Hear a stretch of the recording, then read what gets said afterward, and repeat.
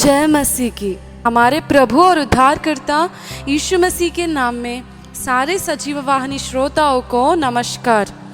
आज के दिन हमारे ध्यान करने का विषय किसकी प्रार्थना से बहुत फायदा है। हाँ, हमें अक्सर इसकी बहुत संदेह होती है। हम सोचते हैं क्या मेरी प्रार्थना परमेश्वर सुनेगा?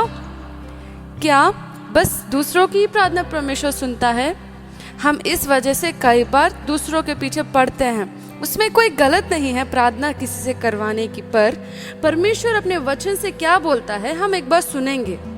याकूब का पुस्तक उसका 5वां अध्याय और उसके 16 पद में अगर हम उसके दूसरे भाग में देखेंगे तो इस तरीके से लिखा है, धर्मी जन की प्रार्थना के प्रभाव से बहुत कुछ हो सकता है।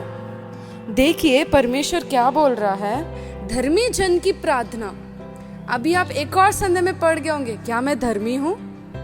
क्या परमेश्वर मुझे धर्मी ठहराता है? अगर आप दूसरी कुरिन्थियों का पुस्तक 5वां अध्याय उसके 21वें पद में अगर आप पढ़ेंगे तो उसमें ये लिखा है कि जो पाप से अज्ञात था उसी को उसने हमारे लिए पाप ठहराया कि हम उसमें होकर परमेश्वर की धार्मिकता बन जाए। तो देखिए, धार्मिकता जो हमें प्राप्त हुई है यीशु मसीह से, वो हमें किस कारण मिली है? प्रभु यीशु के कारण। क्योंकि जिसमें जो पाप नहीं था वो पाप ठहराया गया कि जिसमें अब हम में जो धार्मिकता नहीं है, हम उसकी धार्मिकता से क्या बन सके? धार्मिक बन सके।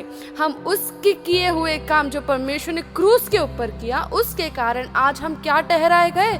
धर्मी ठहराए गए। ये हमारे कामों की वजह से नहीं है, हमारे अच्छे कर्मों की वजह से भी नहीं है, ये केवल हमारे प्रेम ही परमेश्वर यीशु मसीह के वजह से है।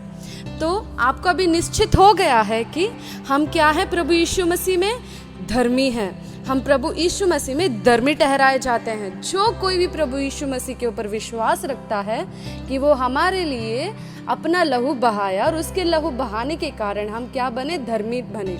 अगर हम इस चीज़ के ऊपर विश्वास करते हैं तो हम क्या ठहराए गए? धर्मी ठहराए गए। और परमेश्वर का वचन क्या बोलता है? धर्मी जन की प्रार्थना से बहुत ही कुछ हो सकता है। तो आज के दिन आप बेझिझक प्रार्थना करिए, इस वजह से क्योंकि धर्मी जन की प्रार्थना बहुत ही महत्वपूर्ण है। तो आप कभी निराश मत होइए, मैंने ये पाप किया, मैंने वो गंदी काम कर दी, तो क्या परमेश्वर मुझे छोड़ देगा? क्या वो मेरी प्रार्थना सुन पाएगा? आप ऐसे कभी ना सोचिए, क्योंकि परमेश्वर की अच्छे कामों के वजह से परमेश्वर ने जो काम क्रूस पर किया उसके कारण हम धर्मी ठहराए गए, ना कि हमारे कामों के कारण।